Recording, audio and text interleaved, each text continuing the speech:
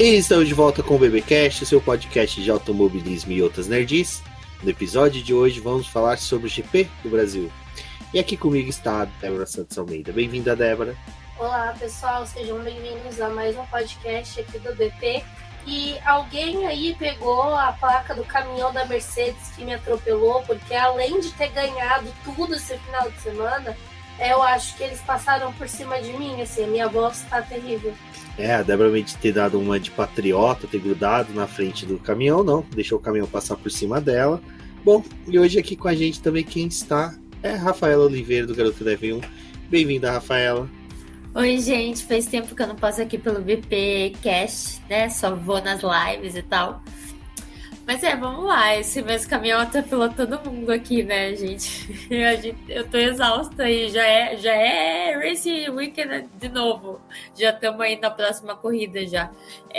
Pois é, né, muita coisa aconteceu, bastante coisa para comentar, como sempre, GP Brasil. Já tem gente que faz campanha para ser 24 corridas aqui no Brasil. Eu apoio. Se o Hamilton não tiver lugar para ficar, ele pode ficar na minha casa. Não tem problema, a gente viaja para São Paulo toda vez. Mas não ficar só em São Paulo, né? Dar um rolezinho, então se ele quiser hospedagem em Curitiba, está convidado.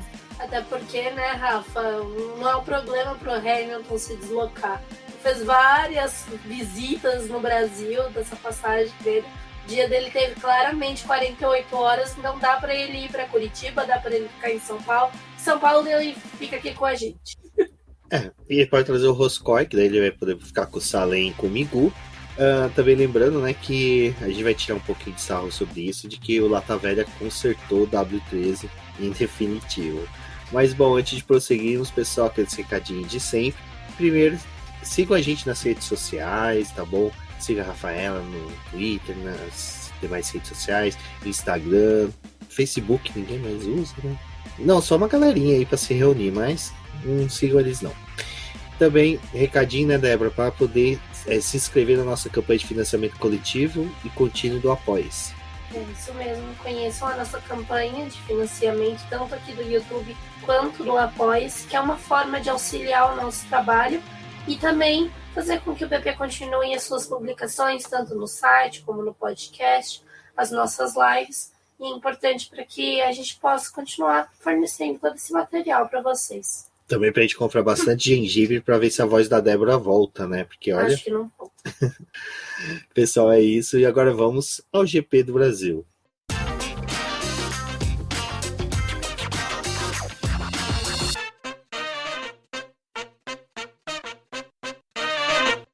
Gente, assim, eu tô feliz pelo seguinte. Até o Ross Brown já falou que a bendita da sprint dá certo só no Brasil, né?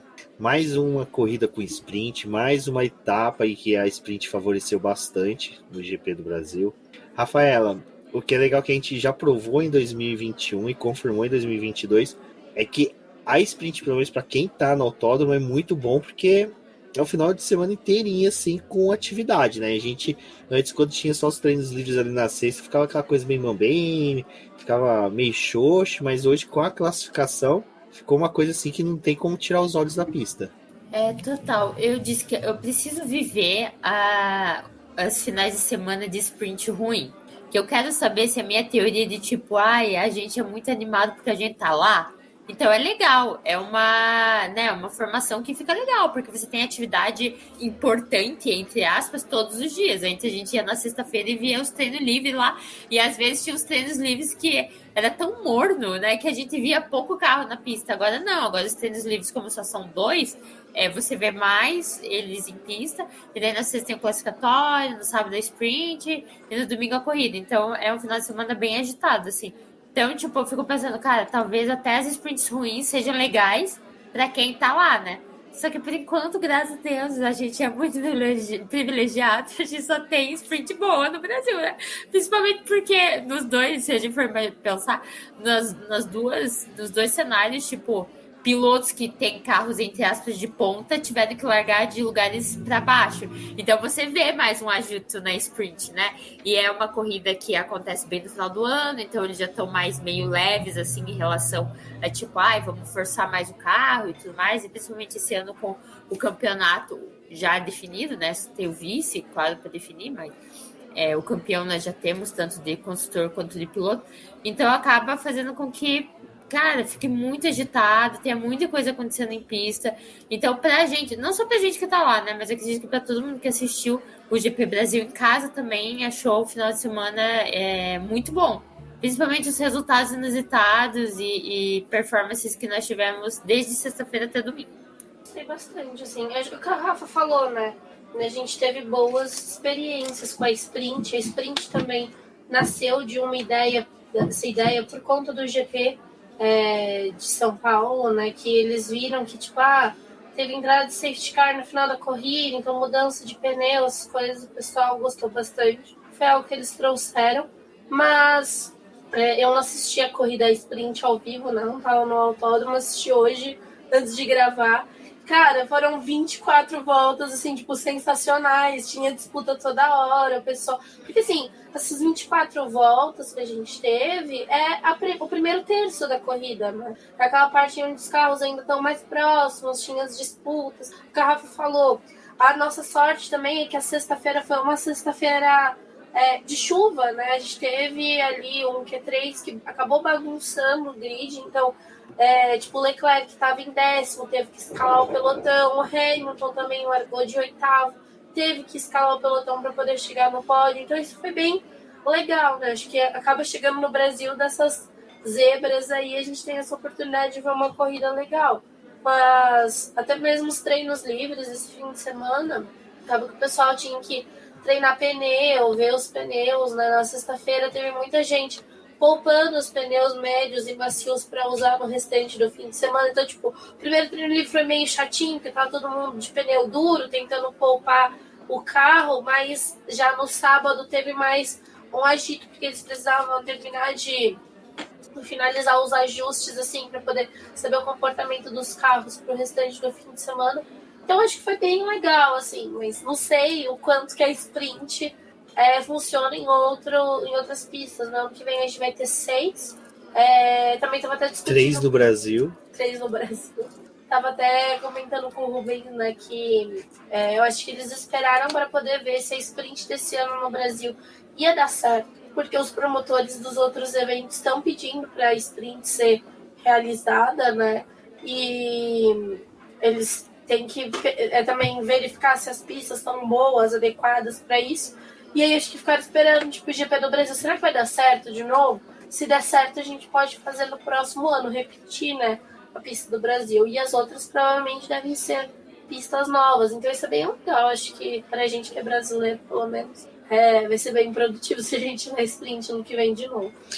Fica aquela questão, né? Se eles não fizerem sprint no Brasil, fizerem em outras pistas, se for aquela coisa chata, como foi esse ano em Imola, né? Que foi uma corrida assim com chuva, mas foi chata, não teve nada, só no Leclerc ali que errou, mas foi um momento e foi erro.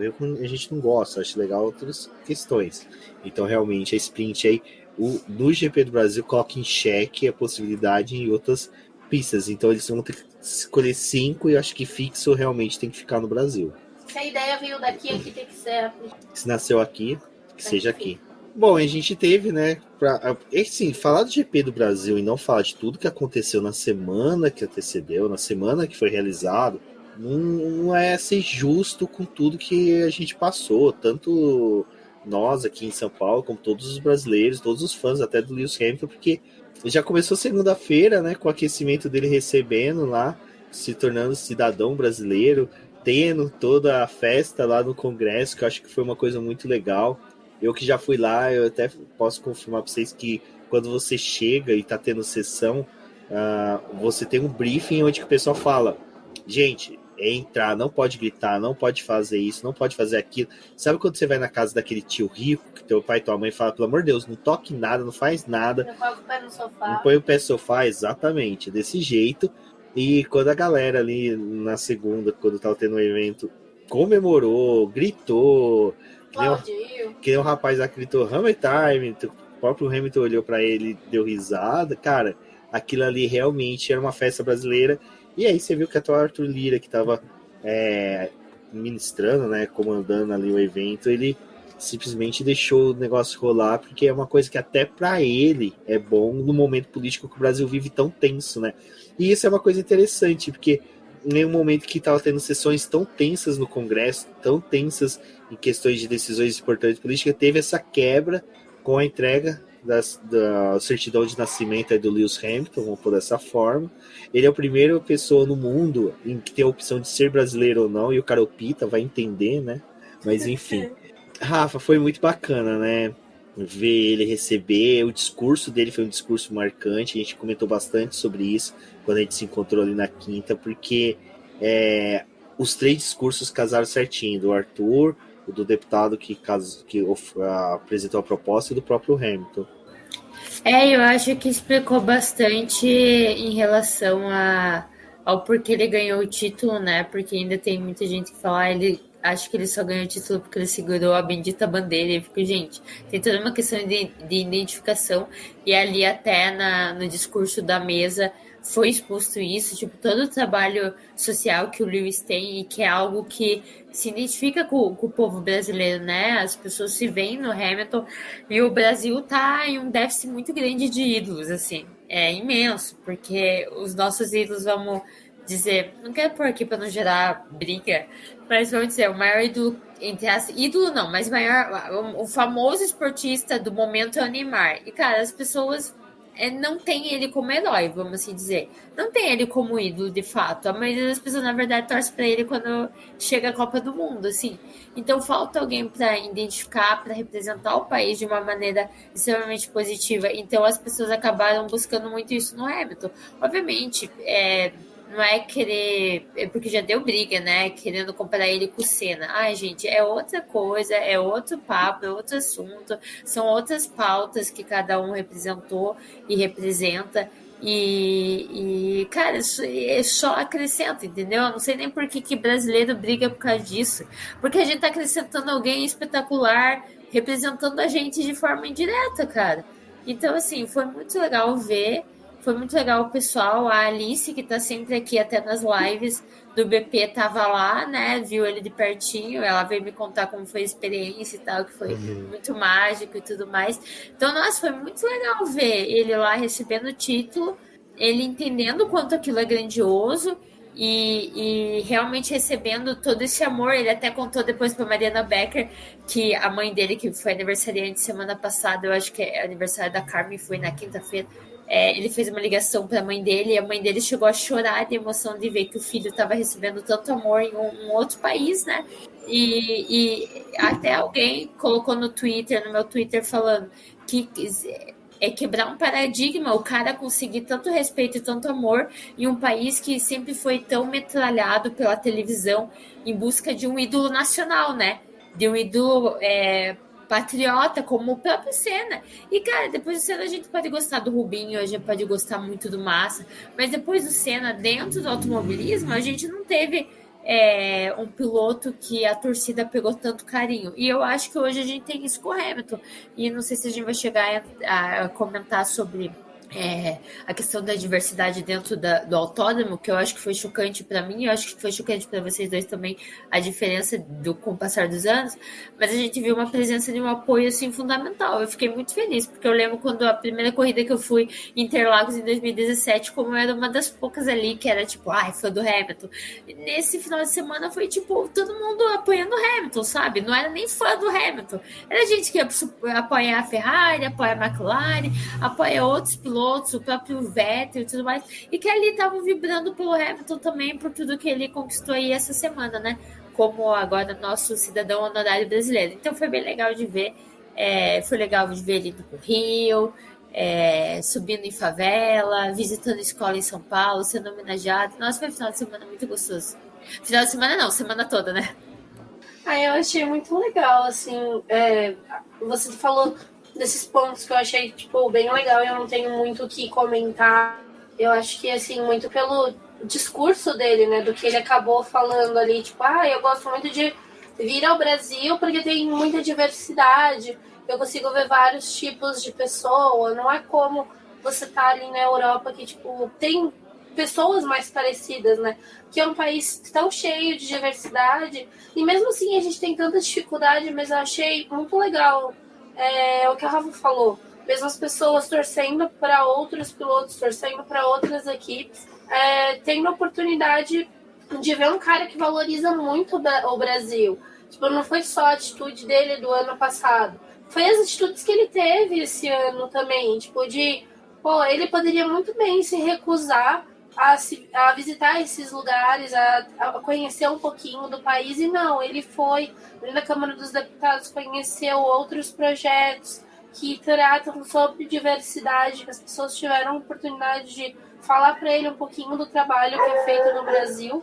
E ultimamente a gente tem um déficit assim, de ídolos, tipo, de pessoas que a gente realmente olha e fala, cara, essa pessoa defende a mesma coisa que eu, ou acredita, tipo, na diversidade, acredita em um mundo melhor, tipo, tem essa visão. São poucas as pessoas, até mesmo aqui no Brasil, sendo mais claro, tem muita gente que tá cagando pra essas coisas, tipo, é mais bonitinho você só dar close em rede social e não fazer absolutamente nada. E eu queria muito, assim, tipo, não sei, o Hamilton, ele falou, né, que ele tem vontade de vir e passar mais tempo no Brasil, mas eu gostaria que os projetos que ele tem lá fora, que ele possa em algum momento tipo, conversar com pessoas daqui do Brasil e trazer eles para cá, porque, cara, nos últimos anos a nossa educação foi super sucateada, tipo, vários jovens, a gente teve muita invasão de jovens da escola, e a gente sabe que, assim, se na Europa tem uma dificuldade de jovens negros conseguirem boas posições no mercado de trabalho, imagina no Brasil, que a gente, tipo, é cercado por favelas, que mesmo tendo alguns projetos sociais, aquelas crianças elas já nascem numa posição que elas não têm um privilégio, que elas não vão conseguir disputar a vaga com uma pessoa que nasceu e está estudando em escola particular, sabe? Então, tipo, seria legal a gente ter projetos assim, tipo, como os que o Hamilton defende, para poder ajudar essas pessoas aqui também. É um país que precisa muito disso. Mas assim, o cara foi surreal. Ele estava em São Paulo até no dia da coletiva, né, que foi na quinta-feira, que teve a coletiva com o Hamilton. Engraçado que eu tava conversando com a Rafa, né? Rafa, mas ele tá no Rio de Janeiro. Tipo, como que esse cara tá no Rio de Janeiro? E ele tem uma coletiva daqui meia hora. Aí a gente ficou tipo, será que ele vai voltar? Só que ele tinha feito as atividades no Rio de manhã e voltou, fez a coletiva presencial também. Cara, no final de semana, né, quer dizer, a semana dele teve vários momentos, assim, gravou com o Luciano Huck, fez um monte de coisa.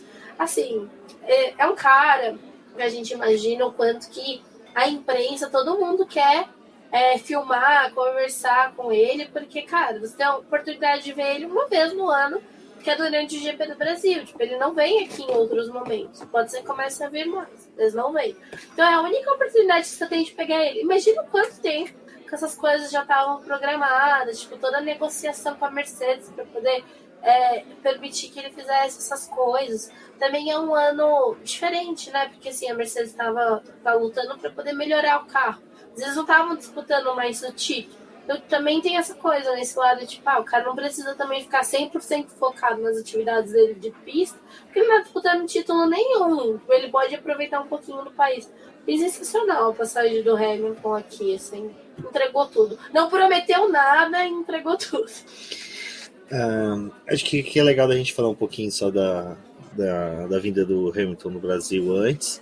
É que a primeira, vocês falando da questão da falta, né, de um ídolo, eu tô feliz que o Neymar tá pisando a bola pra caramba, tá deixando espaço para duas pessoas se tornarem ídolos brasileiros de renome nacional, que é a Rebeca Andrade e a Fadinha. E é que é legal, as duas gostam de Fórmula 1, acompanham. A Rebeca já esteve ano passado com o Lewis Hamilton aqui no Interlagos. Deu a bandeirada? Que deu a bandeirada, acredito que ela só não teve a oportunidade de estar no GP do Brasil, porque, coitado, estava voltando de um Mundial, merecia um descanso, mas a Fadinha estava no Brasil, estava no paddock e nos boxes da McLaren, então já mostrou que e a Fadinha já encontrou com o Hamilton anos atrás em uma premiação. Então, e ela já gosta muito do Hamilton, tipo, ela já declarou assim, tipo, sou fã. E aí, isso é legal, que, pô, já que a gente tá carente de ídolos, vamos preencher com duas mulheres fodas pra caramba, desculpa o palavrão, poupei vocês de um palavrão, e que vai ser bem legal, e que é dentro desses que a gente tá falando. São duas pessoas que têm uma vibração próxima de um cara que é ídolo mundial e que tem uma pauta muito importante.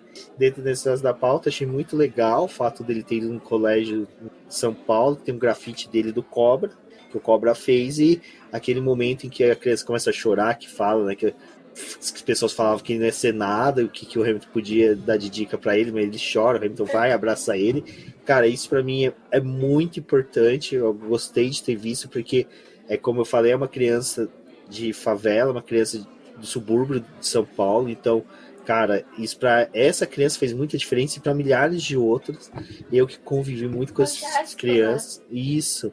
E da coletiva que a gente participou, o que ficou legal foi que uma menina também de 14 anos repetiu 3 vezes uma pergunta para ele. 3 não, acho que umas 5 vezes. Umas 5 vezes, né? Porque o fone da tradução que é para ele não funcionava, mas no final ele virou e falou assim: gente, eu já entendo português o suficiente, eu vou pedir só para ouvir a tradução para ver se não tá errado, mas eu não consigo falar português, porque tem muitas palavras difíceis, mas eu já tô entendendo bem.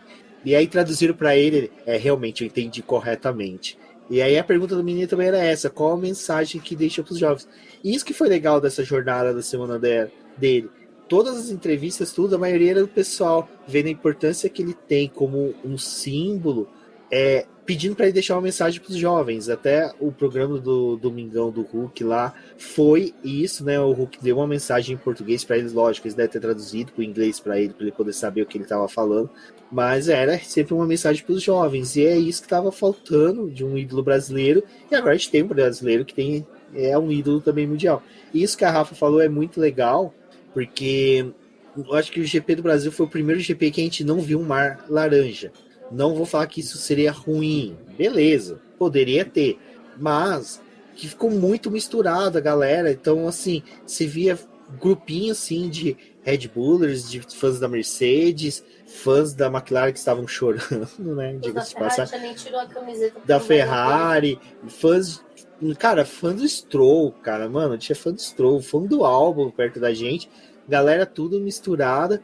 E realmente, quando que nem teve lances em que o Hamilton fazia ultrapassagem, a vibração por ele fazer era grande, e todo mundo brincando ali, você via o pessoal, os grupos brincando, pô, e se ele ganhar, vai tocar um hino nacional, vai tocar o tema da vitória, e não sei o que, cara, isso foi legal, o cara, tipo assim, ele veio para unir mesmo todos os fãs, e mesmo assim, eu vi alguns fãs da Red Bull mesmo, assim, cara, dando o braço a torcer de que ele tava tendo um bom desempenho. Eu acho que só aproveitar uma coisa que a Rafa falou, né, da questão da diversidade no autódromo esse ano. Também senti que teve mais diversidade. A Rafa pode falar, assim, das pessoas negras que tinham no autódromo, que estavam ali, que estavam, tipo, presentes em vários grupos. Mas eu acho que uma coisa que me chamou a atenção, também isso, né?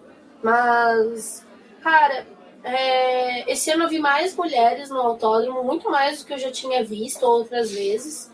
E também achei interessante pelo lado, tipo assim, da questão do corpo mesmo. Porque antes a gente ia no autódromo e via muita menina que parecia que era modelo, sabe? Tipo, super magra, com loira, tipo, aqueles padrões. E esse ano não, eu vi, tipo, várias mulheres de corpos diferentes, de cores diferentes, torcendo para vários pilotos. E, tipo, foi bem legal isso, assim, ver outras pessoas, outros perfis de pessoas que em algum momento se identificaram com o esporte, tiveram curiosidade de ir até o autódromo e participavam ali, tipo, de grupos também diversos, sabe? Então isso foi muito legal, assim, para mim, pelo menos, que vou ao autódromo desde 2014, eu acho que foi o ano que eu mais fiquei chocada, assim, de ver várias idades, várias pessoas de vários tipos ali, e foi bem legal. E também vendo o relato das amigas, né, que estavam no paddock como imprensa, tipo, falando que também esse ano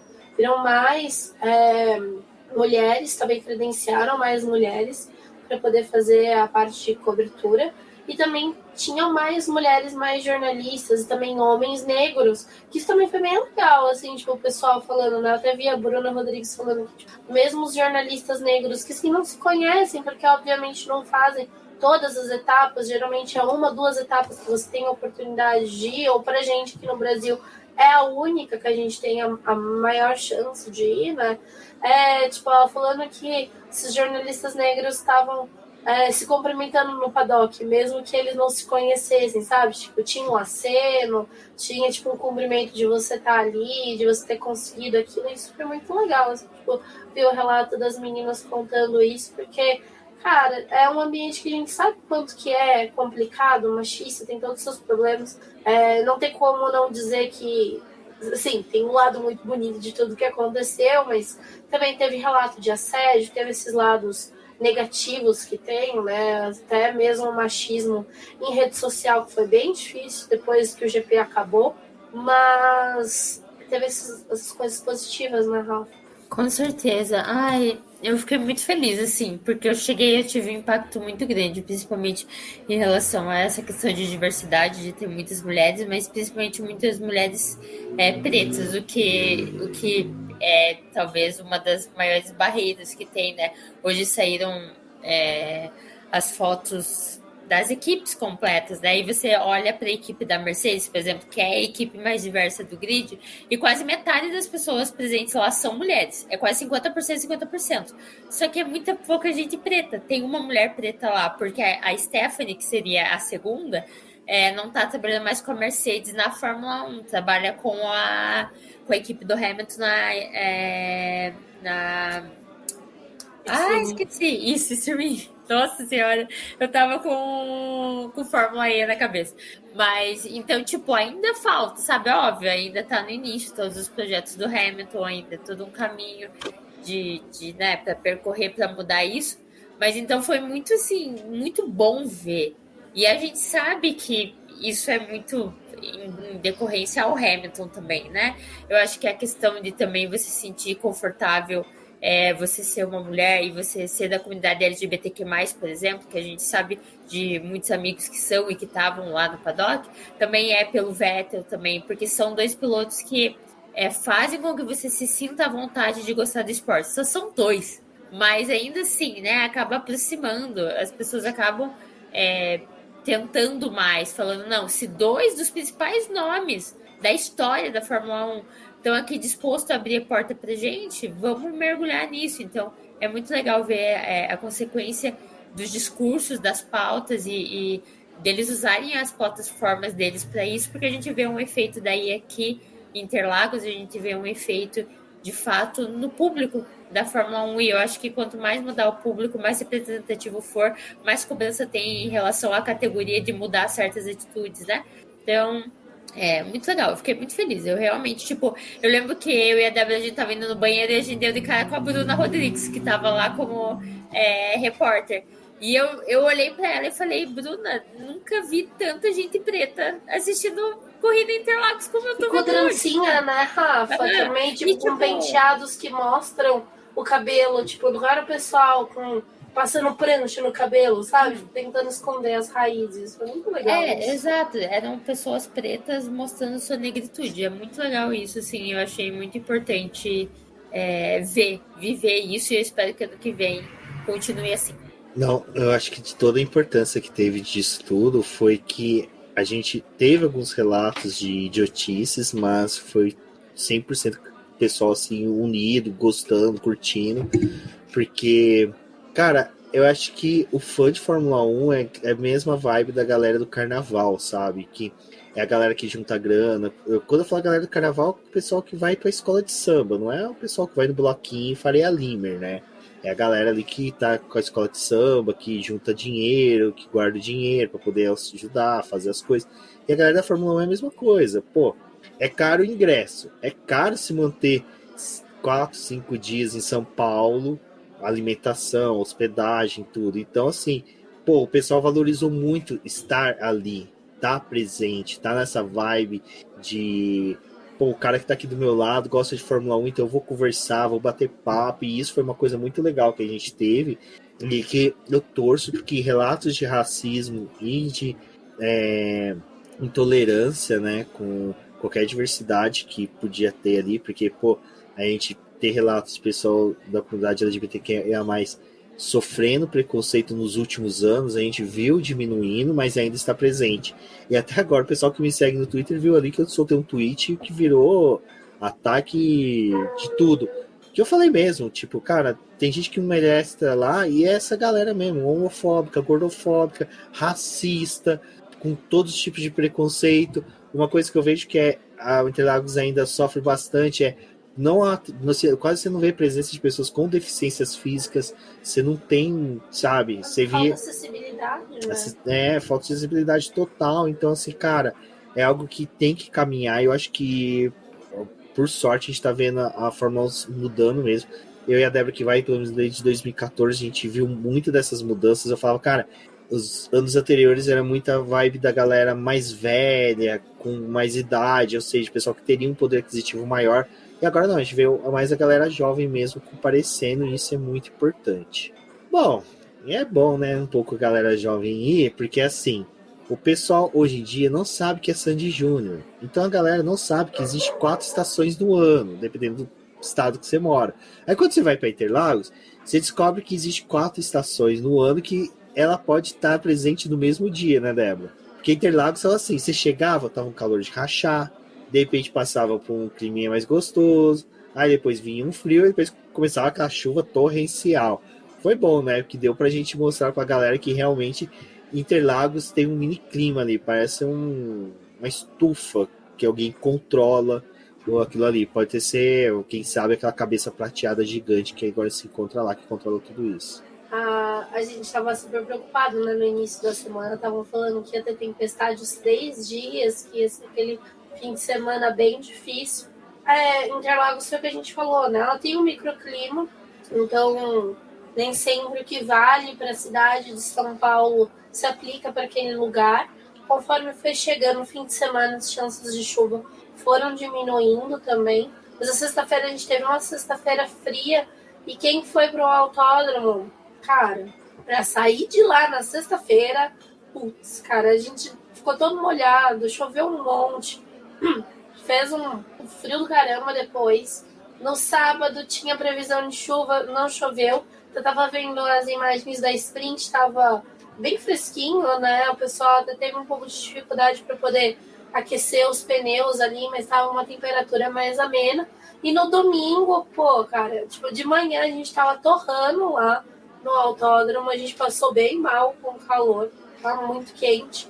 Mas aí foi dando a hora da corrida, as nuvens foram circulando o autódromo, e aí a gente olhava assim, tipo, pro horizonte, lá ali onde fica, tipo, o setor G, e já via, tipo, as nuvens cobrindo, chovendo em volta de Interlagos, mas não chovendo no autódromo. Até foi interessante, porque no domingo eu fiquei conversando com o Froza, né, que é um amigo nosso que sempre vai também no GP, e a gente ficou prestando atenção, tipo, na chuva circulando o autódromo mesmo, e se aproximando, e a gente começou a sentir, tipo, uns pinguinhos ali da chuva, mas, tipo, nem era um pingo, era porque tava ficando cada vez mais úmido o autódromo em si. Cara, foi muito louco, assim, na sexta-feira eu até lembro que eu tava com a Denise do meu lado, e a gente começou a olhar pro final, pro começo da reta, né, quer dizer, começo da reta principal, e aí tinha um paredão de chuva, sabe, tipo, que tava chovendo ali, mas aonde a gente tava não tava chovendo. É muito doido Interlagos, as coisas acontecerem. A gente teve uma variedade de clima, e é por isso, né? É importante levar capa de chuva, é importante levar o protetor solar, os melhores amigos que você pode ter durante o fim de semana. E esse ano a gente seguiu as nossas dicas que a gente não segue, entendeu? Esse ano a gente seguiu a dica de comprar a capa de chuva melhor, não ir com aquele papel celofane que vem do lado do autódromo. Esse ano a gente investiu numa capa de chuva, então tem capa de chuva pro ano que vem já. Mas olha, se não tivesse, levar a capa de chuva na sexta-feira, a gente tinha se lascado muito mais.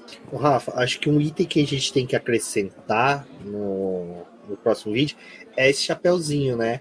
Porque, olha, ele é maravilhoso, ele é lindo, ele ajuda a tampar tudo. Só a Rafa sabe o nome dele, eu sei. Eu chamo... Bucket. Eu sempre chamei ele de Chapeuzinho Nação Rouba-Ovo, porque lá em Guaxupé, quando a gente tinha ele, a gente usava para colher ovo no galinheiro. Porque ele é ótimo, você segura do lado, coloca o ovo assim, não estraga tudo. E eu que sempre fui contra o boné da Nacional, quando eu vi esse chapeuzinho lá fora, eu falei, gente, ele é perfeito. E ele cobre a tua nuquinha aqui, aí você não é cabaço que nem eu, que não passa protetor de celular no pescoço, você fica com o pescoço que nem o Homem Batata lá do Doctor Who. Mas, Rafa, acho que uma coisa que é legal pra gente falar desse negócio de Interlagos em si, é que, cara, não tem como você ser feliz no Brasil com o salário que a gente tem e os produtos que é vendido no autódromo. Cara, é surreal. Eu acho que o pessoal pega assim, jogador de futebol ganha bem, sabe aquela visão bem estereotipada do brasileiro? Todo mundo é jogador de futebol, todo mundo ganha salário de jogador de futebol. Aí você chega Nossa, lá, meu boné, sonho. né? Boné R$900, R$800, R$700. Gente, comprem na entrada. Se você não quer gastar, comprem, vale a pena. Pode É isso aí. Pirataria, viva a pirataria. Mas, cara, impossível. Não, e pior que esse ano tava metade do preço que tava ano passado. E mesmo assim tava muito caro. Tipo, os boné tava 400, R$500, porque ano passado tava 800. Então ainda estava mais barato que ano passado. Mas assim, cara, é surreal. É absurdo. Porque assim, beleza, são produtos oficiais. Mas vocês conseguem esses produtos oficiais mais baratos fora do autódromo. Com certeza, vocês conseguem. Tipo, o álbum de figurinha lá da Fórmula 1, com todas as figurinhas para você completar, tá 100zão aí no Mercado Livre. Lá tava 200 e pouco, sabe? Então, tipo, pra vocês terem uma noção. Então, assim, claro que tem toda a emoção de comprar. Eu já comprei coisa lá dentro. Eu já paguei R$300 e o moletom do Senna, por exemplo. Eu não me arrependo, porque era um moletom da marca do Senna e tudo mais, paguei R$300. Tá mais barato do que um boné, tá ligado? E é um moletom. E eu tava com frio quando eu comprei também. Tem isso. Uma curitibana passando frio em São Paulo. Você acaba também muito nisso, né, galera? Tipo, eu já vi gente comprando guarda-chuva da Ferrari porque tava chovendo. E, cara, pagando R$700 no guarda-chuva. Então, assim, é impossível, cara. É impossível. Na verdade, em São Paulo tudo é caro. Eu fiquei chocada. Esses dois aí são a prova que eu falei. É um absurdo o valor do cinema em São Paulo. Eu fiquei chocada quando eu vi. Eu falei, gente, o valor do cinema normal em São Paulo é o valor do IMAX, que é o mais top aqui de Curitiba, cara. Eu fiquei chocada. Eu falei, gente, eu ganho salário de Curitiba, eu não ganho salário de São Paulo. E mesmo assim, né, o salário de São Paulo também não é um salário de jogador de futebol.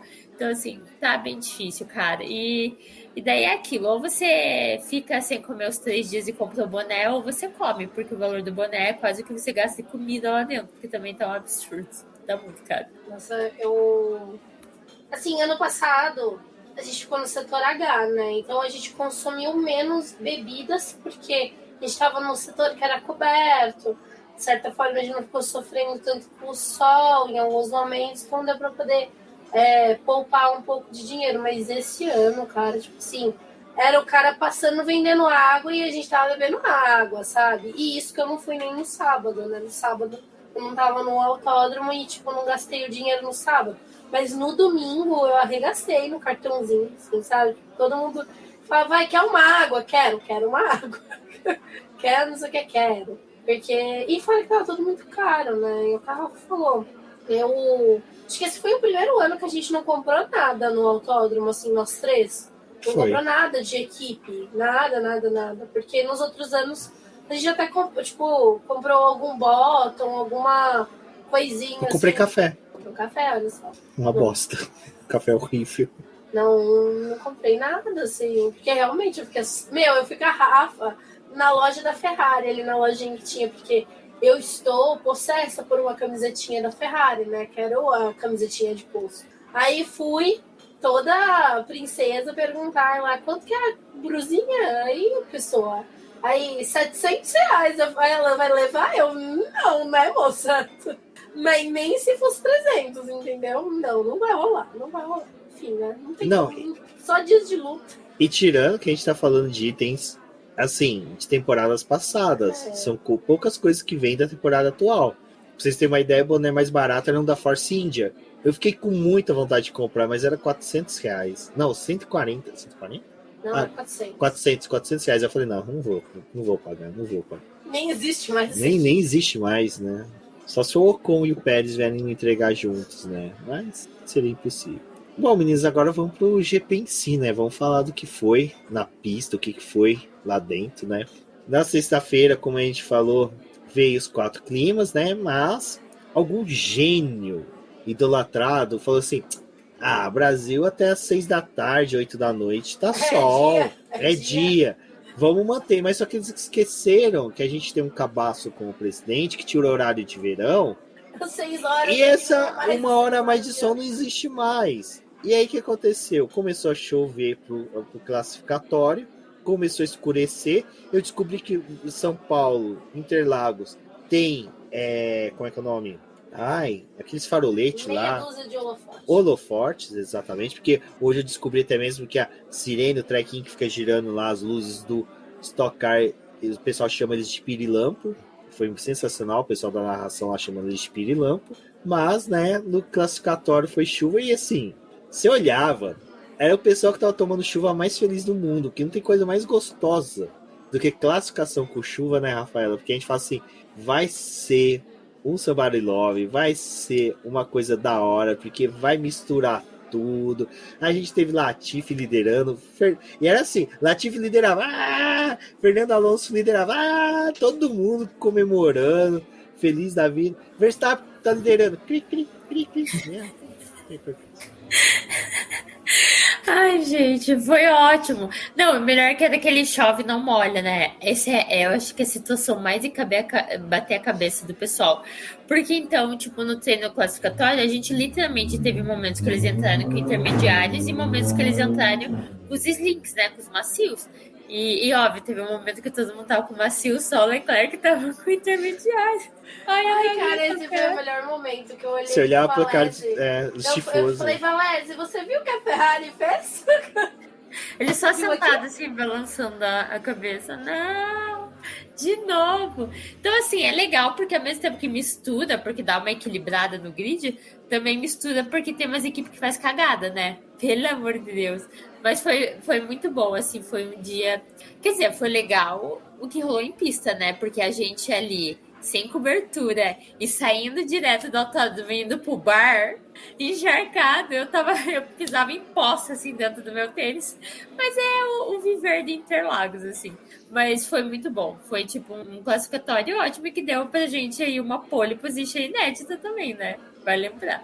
Não, Kevin Magnussen, né, Débora? Pole, 100% aprovado. E aí que tá, né? O Emílio vira pra gente. O Emílio, pra quem não sabe, é um colega nosso que chega na semana do GP e a gente descongela ele.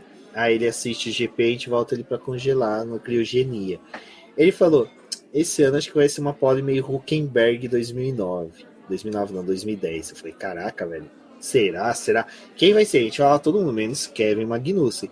E aí, de repente tá lá, Kevin Magnussen faz a volta, Russell roda e a gente vê na chuva apertar, falando, mano. E a gente, assim, viu o Hamilton. Desculpa, Rafa. A gente viu o Hamilton indo pra pista e falei, cara, não faz volta rápida. Por favor, porque Kevin Magnussen merece a pole. Mas esse momento foi bom demais. Quando ele saiu, juro, baixou assim o negócio e falei, ele vai fazer um milagre. Eu pensei, que idiota, né? Viu? Tipo, o sol abrindo assim no meio das luzes, fazendo. Porque daí todo mundo já tava, é pole do Magnussen, não sei o quê. E do nada, Hamilton em pista. Eu falei, meu Deus, é agora que ele vai fazer milagre, vai ser consagrado, vai ser a maior pole position da história da humanidade. Ele vai com os pneus intermediários bater o tempo dos pneus macios, bem besta, né? Pensar isso. Mas eu tava assim, é agora. Dele entrou pro box. Obviamente, tipo, não ia acontecer, mas alguém aos nossos redores fez algum comentário, nossa, ele acabou de pegar a nacionalidade brasileira e já tá com aquele espírito de brasileiro que não desiste nunca. Achei muito bom. Mas não foi. O Magnussen conseguiu aí a pole position pra sprint, foi bem legal, tipo, ver a reação em geral. Enfim, então, foi sensacional, né? Ver o que o Magnussen fez. E foi bem legal, porque depois, quando a gente estava indo pro bar, a gente tava, mas como é que o Magnussen fez isso? Não sei o quê. Aí eu falei, gente, mas é que a Haas, né? Tipo, a Haas, Aston Martin, esses times, quando chegam no Q3, eles tentam sair para poder já fazer uma boa volta, né? Tipo, eles não fazem igual as outras equipes que tentam dar umas 2 voltas de aquecimento de pneu para poder abrir uma volta rápida. Magnussen saiu já na intenção de fazer uma boa volta, porque tinha a chance da chuva ir se aproximando, né, mais para o final da classificação, e não conseguiu melhorar o tempo. Então, assim, Talvez o objetivo, obviamente, não era ficar na primeira posição, mas era ficar, sei lá, tipo, em um oitavo, um sétimo, que já era uma boa posição para a Haas de largada. E calhou que ele fez a melhor volta ali e conseguiu o melhor tempo. Então foi muito legal, assim, foi uma pole inesperada. Depois a gente ficou até zoando, né? E vão ter que explicar pro Magnussen como é que faz para poder largar da primeira posição. Será que ele vai acertar a primeira posição pra largada? Foi bem legal, assim, o pessoal comemorando. E, cara, depois, assim, duas coisas que eu achei bem legal. Uma foi a comemoração da Haas nos boxes, que eles ficaram, tipo, super animados com o resultado. E a outra foi um meme que fizeram dos carros da Haas, porque tinha literalmente o Magnussen na ponta e o Schumacher na outra, lá no extremo. E aí era a foto dos dois, tipo, no sanduíche, e todos os outros pilotos eram os recheios. Todos os outros pilotos ensanduichados pela Haas. Não, dá até pra cantar a música do Machixe, né? Mas... brasileiríssimo. Mas foi legal, acho que não seria a mesma coisa a pole do Magnussen em outra pista, porque a galera começou a gritar o nome dele, toda hora que o Magnussen passava no sábado, no treino livre, o pessoal já ovacionava ele.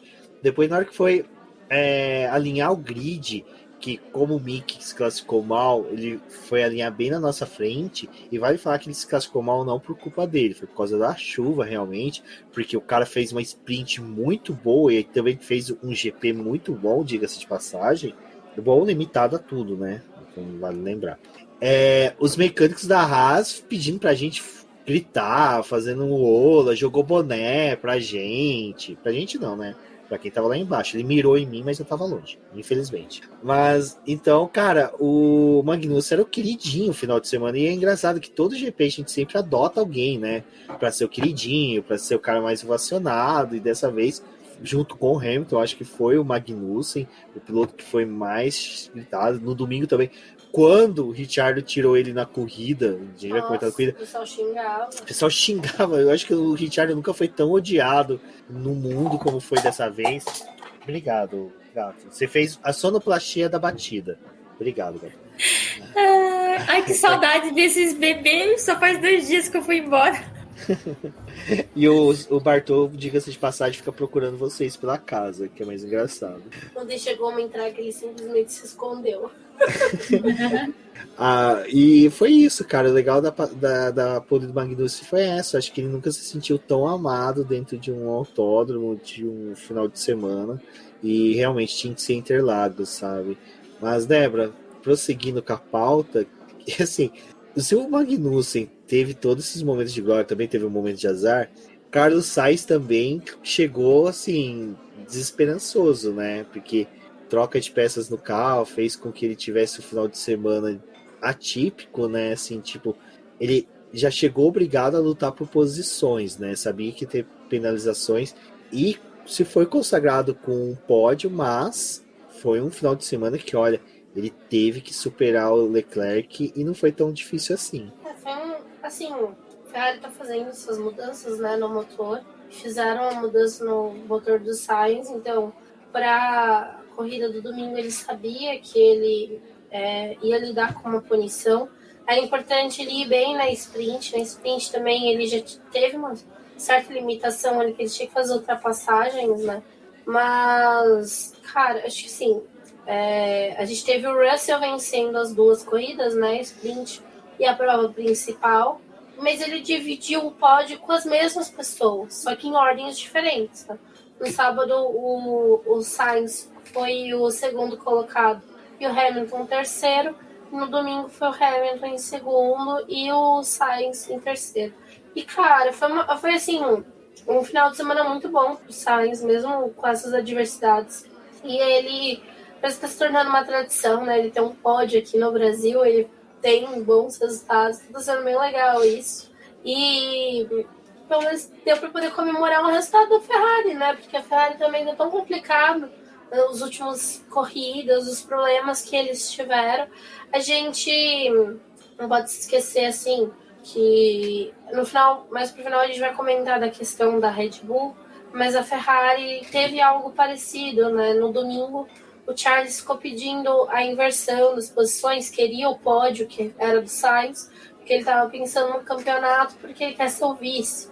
Mas, cara, tipo, o Charles, ele teve tantas oportunidades de conseguir esses pontos, e teve vários momentos que foi erro dele, que ele perdeu pontos importantes, que ele poderia estar muito mais tranquilo agora. Então, eu acho que, assim, não tinha como você tirar o pódio do Sainz, porque ele fez 2 grandes corridas esse final de semana. Eu tava assistindo sprint hoje na TV, cara, as defesas que ele fez pro Hamilton, tipo, o Hamilton tava com um carro muito bom, e ele escolhendo os melhores trechos ali da pista para poder defender a posição. Claro que ele merecia estar no pódio da sprint, merecia também estar no pódio da corrida principal, então foi sensacional, assim, tipo, o que o Sainz fez. Felizmente, tudo que aconteceu de ruim com a Ferrari esse ano foi por culpa dela, foi por culpa de estratégia, foi por culpa da forma como eles lidaram com o campeonato.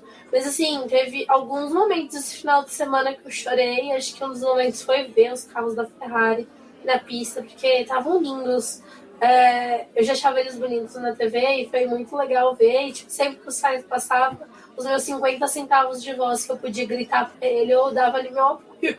Realmente, o Rafa, infelizmente, Ferrari que tem bandeirão fedido lá do setor G, é fedido porque fica guardado um ano inteiro, que nem cobertor, quando você tira do armário, você tem que lavar, e ali não dá pra lavar não. Bandeirão chega. Fãs da Ferrari, assim, tudo desesperado, né, e eles estavam numa situação, assim, chorando pelo Leclerc, que, tipo, cara, tava realmente no final de semana difícil, Classificação bosta. mas em compensação, cara, corrida do Carlos Sainz, e aí a gente, antes de falar da vitória do Russell, a gente pode comentar algumas corridas que foram destaque.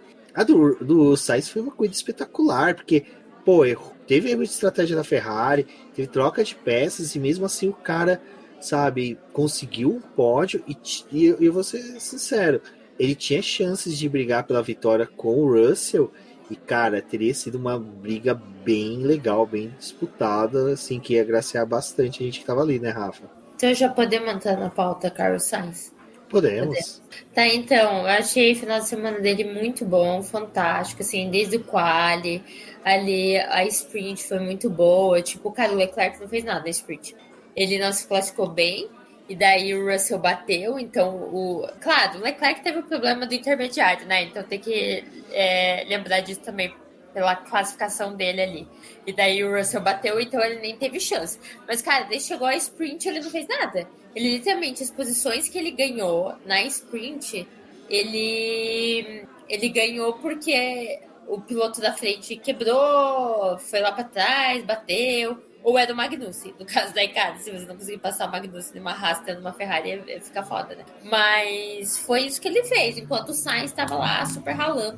É claro, eu acho que tem que exaltar a corrida que o Leclerc teve, principalmente porque ele teve a batida com o Norris, então ele também teve que fazer toda uma corrida de recuperação, e ele terminou na posição que estava, mas o Sainz estava assim, também teve problemas, teve que parar algumas vezes, teve lá o negócio preso no carro dele, e tipo, tava ali, chegou no pódio e tava em um ritmo muito bom, acompanhando as duas Mercedes na frente, tanto que isso é um dos maiores motivos que o pessoal acha que o Hamilton não brigou com o George, porque tinha o Sainz atrás, e que qualquer enrosco ali dos dois, o Sainz ia vir pra cima, ia ganhar a corrida, no ritmo que tava, né? Então, nossa, foi um final de semana muito bom no Sainz. E ele, como vocês citaram, ele faz finais de semana muito bons em Interlagos. E quando a gente estava no autódromo e começou a sair os rádios do Leclerc falando, ai, pensa no vice, me deixa passar. E eu olhando ali na F1, pelo aplicativo da F1, tipo, a distância, o Sainz a 3 segundos na frente. Eu falei, meu amor, não, né? Tipo, não.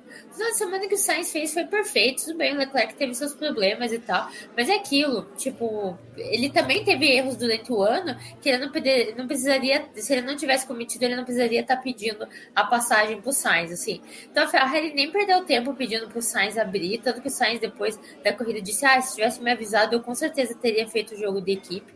Mas eu achei justíssimo não fazerem. porque o Sainz merecia estar naquele pódio. Tinha o risco do Alonso, porque enquanto o Sainz estava, sei lá, 1000 anos-luz do Leclerc, o Alonso estava na cola. Qualquer erro que desse nessa passagem aí de posição, o Alonso podia tomar ali o pódio da Ferrari, simplesmente. Então ia ser ainda pior do que já estava assim, a situação do Leclerc. O Leclerc ainda teve a ajuda do Verstappen, que não devolveu a posição do Checo, né? Então, assim, acabei me estendendo e puxando o Leclerc para a pauta também. Mas é que eu queria justificar que o final de semana do Carlos Sainz foi extremamente brilhante, assim, muito bom. Ele estava muito bem. Fez umas ultrapassagens, assim, no miolo, que eu fiquei, gente, os pilotos estavam sem medo essa corrida. Eles estavam sem medo de forçar a ultrapassagem. Foi bem legal ver e ele mereceu realmente estar no pódio ali. Isso que a Rafa falou agora por último foi legal, né, Débora? Era uma coisa que a gente não via antigamente. Era o pessoal, assim, tentava ultrapassagem na reta oposta ou na principal, ali fazendo a junção para poder já chegar para ultrapassar na reta principal e o S do Senna na reta oposta. Mas dessa vez não, o pessoal tá tentando no bico de pato, na laranjinha. E é uma coisa que o Emílio falou que é muito legal. Cara, não tem coisa mais tesão do que você comentar uma corrida e você usar nome de curva e não curva 1, 2, 3. Fica até estranho quando o pessoal da narração do circuito fala, não, ele tentou na curva 3. Eu ficava assim, mas qual que é a curva 3, filho? Me posiciona aí, eu conheço pelo nome aqui, Interlagos. E foi muito legal que a galera tentava ali no miolinho mesmo. E a Rafa comentou também, já para estender um pouquinho para jogar para você, a questão do Alonso, que também, cara, é uma coisa que é muito legal de você observar é como o Alonso em circuitos clássicos, como Interlagos, o cara cresce sobre os demais, sabe? Ele simplesmente, e na diversidade, que tem pista meia seca, meia molhada, que nem estava na sexta, e também um pouquinho no sábado, e no domingo também na corrida, né? Porque, pô, essa chegada que ele fez no Sainz, quer dizer, no Leclerc, foi algo monstro, assim. A corrida do Alonso desse final de semana foi zero defeitos. A gente teve essas apresentações, assim, né? Eu acho que, assim, a gente teve vários pilotos ao longo do fim de semana fazendo corridas de recuperação, né? O Charles fez uma boa corrida no domingo. Mas também teve consequências de que alguns pilotos abandonaram, tipo, você olha os tempos dele ali, ele demorou um pouco para poder engrenar e fazer as ultrapassagens, né? O Alonso, cara, no sábado ele tomou aquela bordoada do Ocon, né?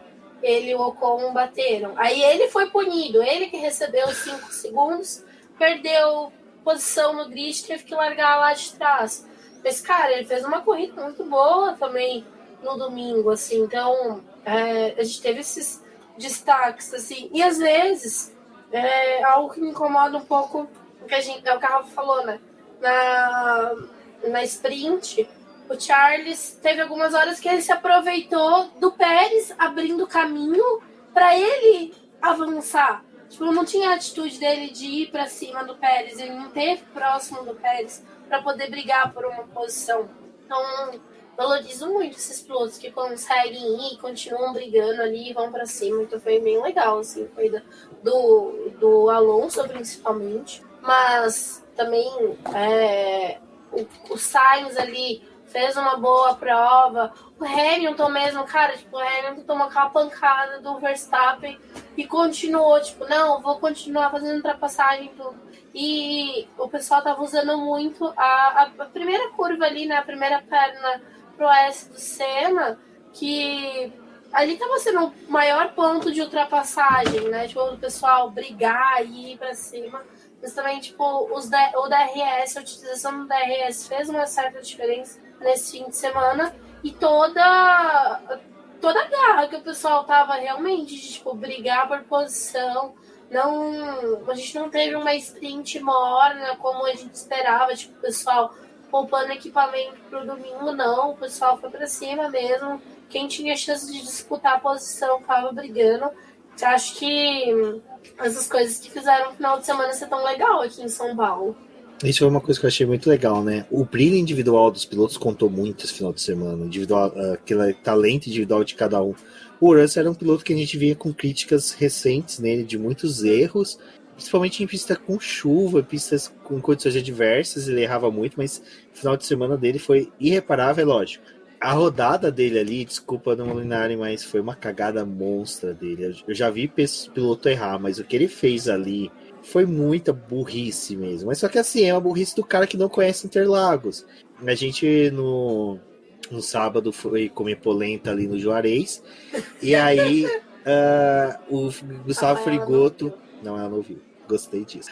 Gustavo Frigoto, que é piloto da Stock Car, comentou esse lance do Russell e ele falou, cara, aquilo ali foi um erro porque ele não conhece aquele asfalto. Aquele asfalto é um asfalto muito ruim que você não dá cavalinho de pau. A gente sabe, a gente piloto da Stock Car, que a gente não pode dar cavalinho de pau porque a gente vai voltar para a brita. O asfalto vai arremessar nos carros para a brita. E o Russell ele foi pego numa pegadinha de Interlagos, sabe? Então, assim, cara, só para finalizar disso, a gente só não vai poder falar do brilho individual dos pilotos da McLaren, porque não teve brilho individual. Não, o único Norris, brilho... coitado, ele não tava brilhando. O único brilho que o Norris viu foi aquele brilho do médico fazendo assim no olho dele, para poder falar se ele tava bem ou não, né? Porque o moleque tava desidratado de tanta caganeira que ele teve lá pro ir no Allianz Parque. Da pele dele, né? Porque ele suando e tinha um glow ali, mas tava passando mal, coitado. Ah, mas foi isso. Rafa, você quer comentar alguma coisa? Você quer me xingar? Não, tá tudo bem. Ah, não acredito. Eu ainda não contei pra ninguém essa história aqui em Curitiba. As pessoas desconhecem a história da polentinha. Um dia a gente estaremos aí, vamos contar pra galera. Mas, gente, assim, a gente já tá com 1 hora e pouco de podcast e a gente já vai ter live. Vai chegar as férias, a gente vai comentar bastante sobre essa corrida, principalmente eu quero fazer uma abertura de uma live com a galera para o pessoal perguntar também sobre Interlagos, porque eu acho que o que é legal agora é que o pessoal pode começar a planejar para o ano que vem, para quem conseguiu comprar ingresso, né? Uma coisa que vale aí um dia a gente fazer um podcast só xingando a Eventim, mas, como eu falei, vitória do Russell, uma vitória gigantesca.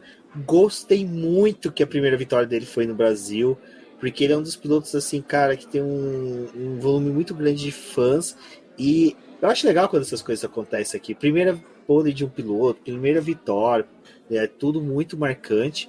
E, Rafa, a vitória do Russell só mostrou o seguinte: Mercedes cresceu, valeu a pena o Lewis Hamilton levar o W3 lá no Lata Velha, porque o Luciano Huck lá meteu o nariz, vamos por dessa forma, nesse carro e resolveu os problemas. É lógico, Interlagos é um autódromo, uma pista atípica, é atípica, tem vários fatores que podem ter contribuído, mas é aquela coisa, né? Já dá um otimismo para os fãs, não só da Mercedes, mas da Fórmula 1, porque aconteceu em Interlagos que a gente pensava que ia acontecer esse ano, embates, disputas, brigas, e podemos falar que a Mercedes entregou tudo isso pra gente. Ainda bem, né? Mas sim, não tem como ter certeza de muita coisa. Perguntaram até pro Hamilton se o desempenho que a Mercedes teve no Brasil vai ter em Abu Dhabi. Ele falou que realmente não sabe, que eles ainda estão trabalhando no carro, ainda está se desenvolvendo. E o carro às vezes dá muito boa quando eles não esperam e às vezes não dá. Mas eles vêm de uma sequência aí de boas performances, né? A Mercedes. Elas não conseguem brigar, não estavam conseguindo brigar de igual para igual, por exemplo, com a Red Bull. Mas eles estavam conseguindo coletar pódios há várias corridas já, né? Estavam tendo bons desempenhos. E agora foi uma briga diretona, assim, que eles conseguiram de fato. Aí a dobradinha, a primeira vitória do ano com o Russell. Torcendo para que em Abu Dhabi venha a vitória do Hamilton e quem sabe uma outra dobradinha. Porque eu acho que isso já vai se criando uma expectativa. Porque para mim, eu comecei a ter essa perspectiva desde 2016, 2015, quando o Hamilton deu aquela dormida, porque já tinha ganhado o título, e o Nico Rosberg começou a ganhar. Então ele já começou a construir o campeonato dele de 2016 em 2015. E se a gente for pensar em 2020, as últimas corridas, a última principalmente, a Red Bull estava disparadona na frente e veio em 2020 de igual para igual com a Mercedes, de 2021. Então, assim, eu tenho muito essa visão de o término do ano às vezes puxa muito gancho para o próximo ano, né? E é um carro que não vai mudar tanto ano que vem. Então, esse desenvolvimento aí talvez seja bom, assim, para a gente imaginar que a Mercedes vai vir forte ano que vem. Mas foi um palco muito bom para a Mercedes dar essa acordada assim, aqui em Interlagos. Foi muito legal e engraçado, né? Sem a presença do chefe. Toto Wolff não estava aqui na primeira vitória da equipe dele neste ano. Mas eu acho que mesmo de longe, né? Ele fez ali um vídeo chamada com o Russell e com o Hamilton, mas de longe ele deve ter vibrado pra caramba. Então foi bem legal. Isso dá um pouquinho de esperança, porque, gente, se for depender da Ferrari, vai ganhar o Max Verstappen ano que vem de novo no Japão, de novo, assim, se não antes. Porque esse ano ainda teve umas quebras da Red Bull, hein? Vai lembrar. Porque imagine se não tivesse quebrado o carro, ele tinha sido campeão, sei lá, na Hungria. É verdade. Eu fiquei feliz, assim, tipo, a gente tem um GP dos Estados Unidos bom pra Mercedes, o México de novo, né, e conseguiu repetir uma boa performance no Brasil, e sensacional a vitória do Russell aqui, acho que foi merecidíssimo, o trabalho que a Mercedes fez, conseguiram chegar nesse ponto agora, no final do campeonato, e eu acho que a visão que a gente tem de Abu Dhabi, né, é que você tem que ter um bom resultado em Abu Dhabi para você já mostrar para o que você tá vindo para o próximo ano, já criar aquela expectativa, né? E a Mercedes vai conseguir fazer um bom trabalho de evolução. Então, espero que a gente tenha um bom ano na Mercedes na próxima temporada. E é aquela coisa, tipo, se a Ferrari conseguir pelo menos se manter competitiva, conseguir manter a linearidade num ano inteiro, porque, né, não adianta nada aparecer ali nos testes de pré-temporada como a favorita e no final das contas, tipo, vai passando 3 corridas, já tá dando tudo errado. Mas se a gente tiver pelo menos a possibilidade da Ferrari brigando, que vem a gente ter, tipo, Mercedes, Ferrari e Red Bull brigando por um campeonato, até porque ano que vem são 24 corridas, ia ser muito legal ter essa recuperação da Mercedes e ter um bom desempenho da Ferrari. Mas certeza, assim, que os caras cresceram muito. E fora com todas as coisas que a gente já debateu em live, cara, teto orçamentário, tipo, o que a Mercedes vai poder fazer ano que vem? Ela vai quebrar o teto orçamentário dela para poder ter um carro um pouco melhor?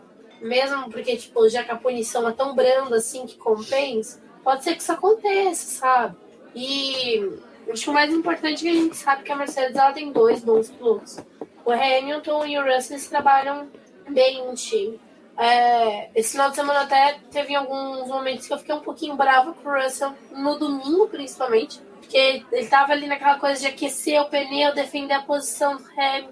Na primeira relargada que a gente teve, eu sinto que ele teve uma parte de culpa ali na batida do Hamilton com o Verstappen, pelo sentido que, tipo, cara, ele atrapalhou um pouco o Hamilton ter um gap ali também para poder se livrar mais fácil do Verstappen, né? Não aconteceu.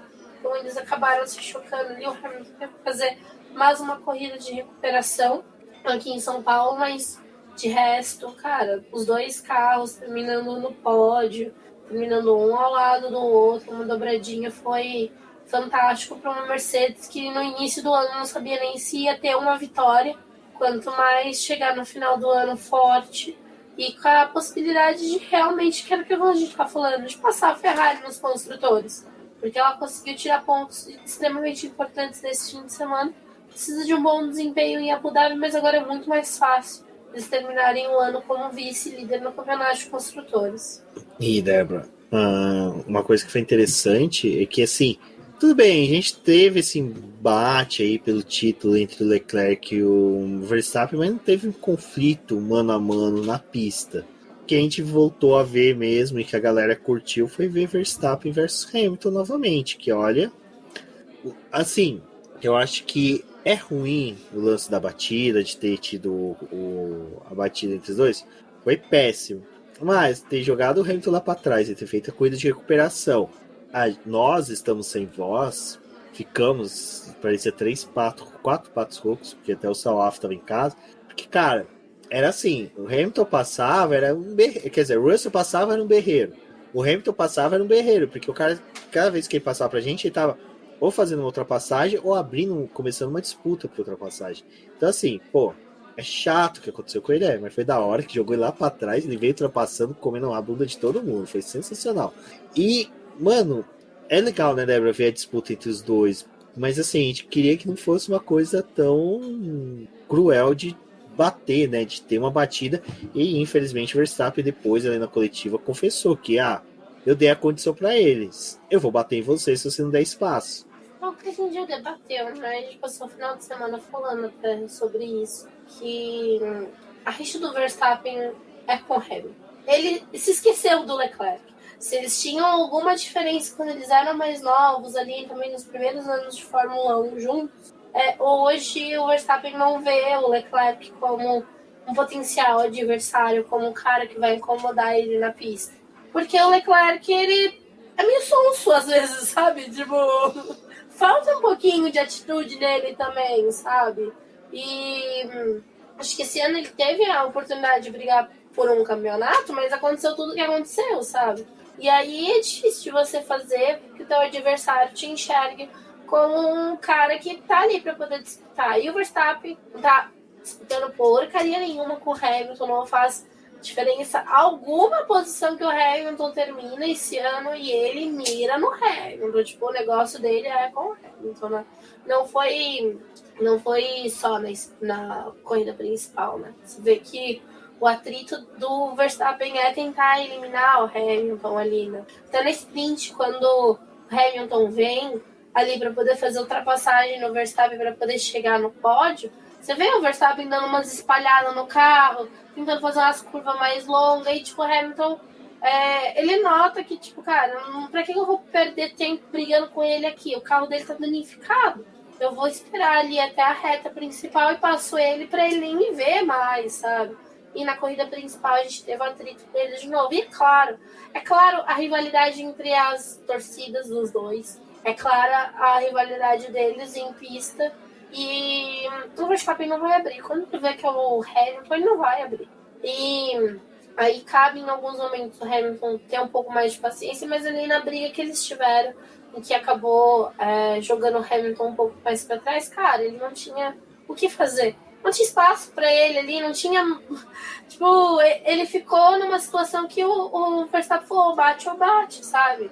E o bom é que, assim, pelo menos, de certa forma, quem foi o mais prejudicado foi o Verstappen. Que ele.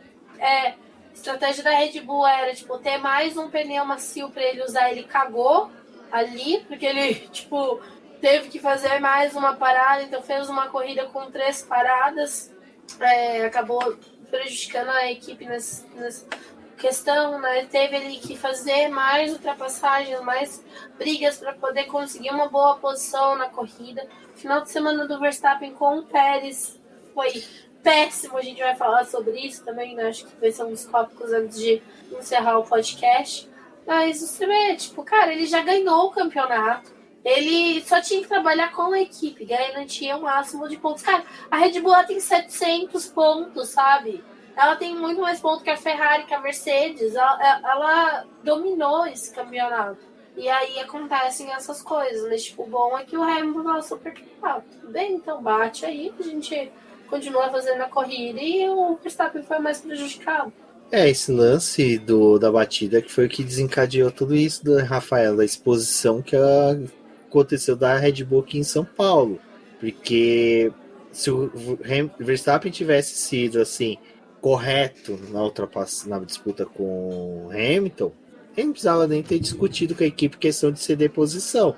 Mas agora, ele bate, volta, faz o pit stop, paga a punição, volta lá atrás, rema tudo. Aí acaba à frente do companheiro que está disputando, né, a vice-liderança do campeonato. A ceder a posição para ele daria vantagem de 1 ponto sobre o Leclerc para o Pérez. O cara falar não e falar que já falou os motivos, ou seja, você já tira uma coisa dessa história dele, que ele já colocou para a equipe que ele nunca vai ceder, nunca vai auxiliar o Pérez. Ou seja, o Pérez trabalha para mim, dane-se, eu não vou ceder nunca a posição para ele. Isso mostra realmente um individualismo muito grande do Verstappen. A gente sempre fala que grandes campeões nunca são bonzinhos, mas existe a diferença entre você ser bonzinho de abrir a porta para o colega e não ser bonzinho, né? Na verdade é abrir a porta para o colega, ser cavalheiro, e o cara que não é bonzinho em qualquer sentido, do tipo assim, cara, meu companheiro que se dane, eu não vou ceder posição, e é uma posição que não vale nem pódio. Foi um efeito dominó, né? tudo começou ali, naquela batida ali com o Hamilton, e foi, tipo, só desgraça depois, assim. Foi, sei lá, e não sei quem falou, nossa, quem tava em Interlagos viu o pacote completo do Max Verstappen. Tipo, foi bem foda. Primeiro, isso aí, as pessoas se dividiram muito no lance em relação ali ao Verstappen e ao Hamilton. De modo geral, o pessoal coloca como um incidente de corrida e por incrível que pareça, decidiram punir o Verstappen, o que é raro, né? Vai lembrar aquele lance do ano passado. Que era mais claríssimo ainda, que era culpa do Verstappen e deu. Mas. E daí jogou ele lá para baixo, daí toda a suposta estratégia que ele tinha melhor, que era tem um pneu macio extra comigo, foi pro brejo, porque ele teve que fazer milhões de paradas, ele teve que pagar a punição de 5 segundos. Então, foi realmente assim, difícil. E daí, todo o lance da divisão de punição de quem foi o culpado, a gente ainda teve a fala dele, né, dizendo que eu vi que ele não ia dar espaço e eu fui mesmo assim, e para ele custou a vitória, para mim custou só 5 segundos, então não me importo.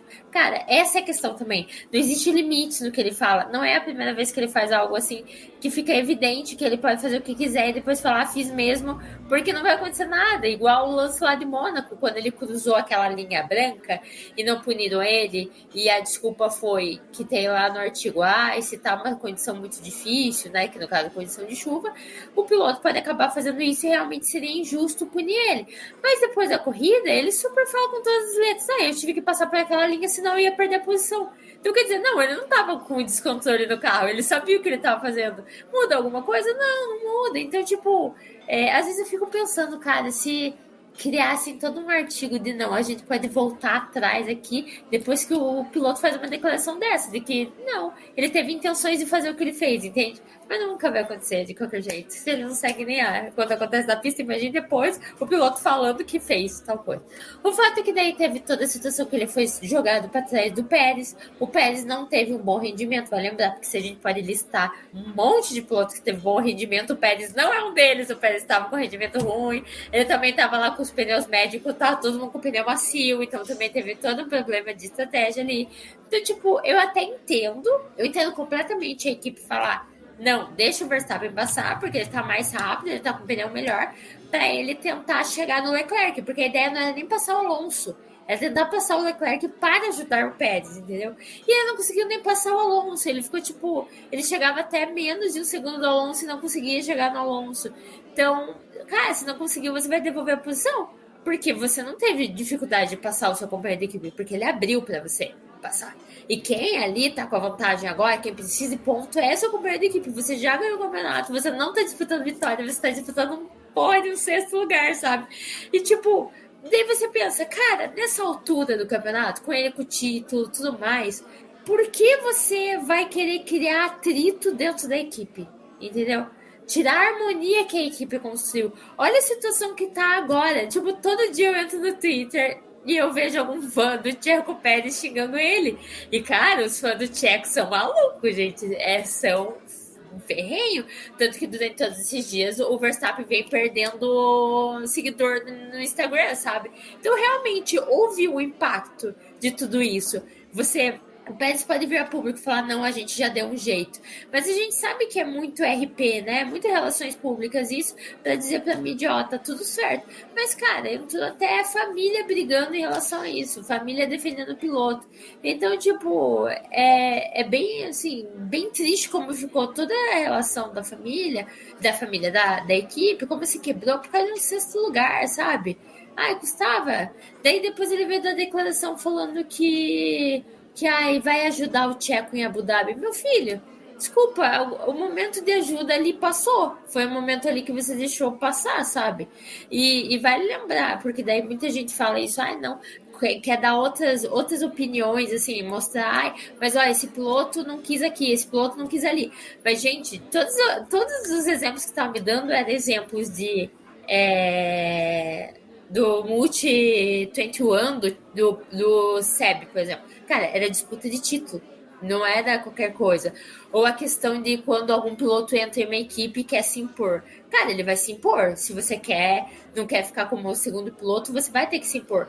E a gente tem o exemplo, por exemplo, do Hamilton, que tentou chegar aí no Kimi Raikkonen em uma corrida, eu acho que foi na Hungria, não lembro onde, que ele estava disputando o título com o Vettel, e o Bottas deixou ele passar, ele abriu, sei lá, 12 segundos do Bottas, o Bottas não conseguia nem chegar nele para ele poder devolver a posição, e mesmo assim ele quase parou assim na linha de chegada para o Bottas poder passar ele, e ele devolveu a posição, e tava disputando o título naquela altura.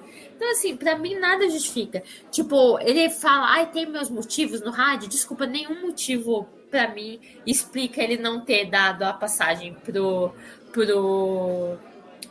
Tcheco. Porque daí, cara, caga toda a relação da equipe. E eu acho que tá funcionando para a Red Bull porque eles estão tendo uma relação harmoniosa entre todo mundo, sabe? E quando acontece isso, começa a dar errado muita coisa, sinceramente. Tipo, e daí o Christian Horner tem que dar a declaração falando, não, o Verstappen não é maior que a nossa equipe. Só que não é isso que parece.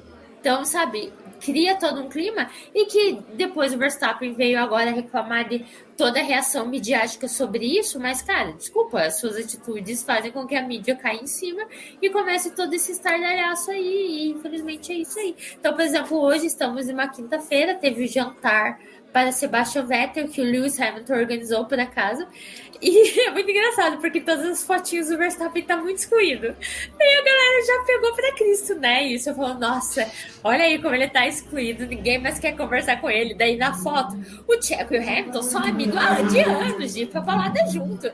Mas os dois estão juntos na foto, então já começaram, aí ó, o Checo tá muito amiguinho do Hamilton, não sei o que.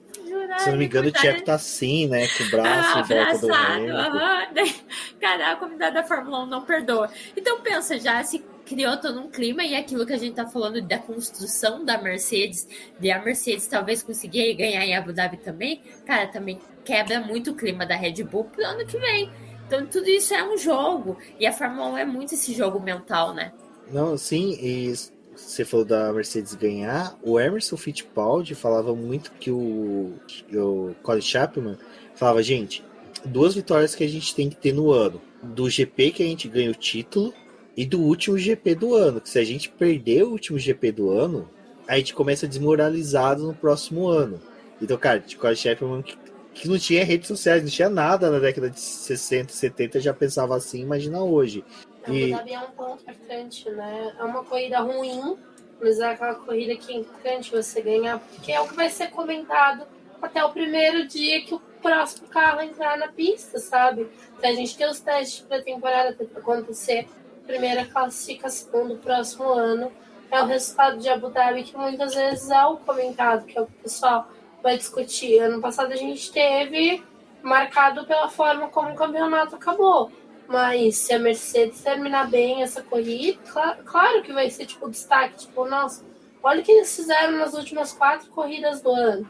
Olha o que eles conseguiram, o potencial que eles têm para o próximo ano. Assim, só para falar do negócio da Red Bull, é que eu penso que, cara, tipo, o negócio do Sainz com o Leclerc era diferente. Porque, cara, tipo, o Sainz, ele sabe pelo que a equipe está buscando esse ano, tipo, se talvez a Ferrari tivesse conversado, Carlos, vamos inverter as posições aí para poder ajudar o Leclerc, acredito que ele ia ajudar, sabe? Tipo, mas o Sainz, ele brigou por pódio, sabe? Ele tava brigando por pódio, era uma situação diferente da que o Verstappen e o Pérez estavam passando.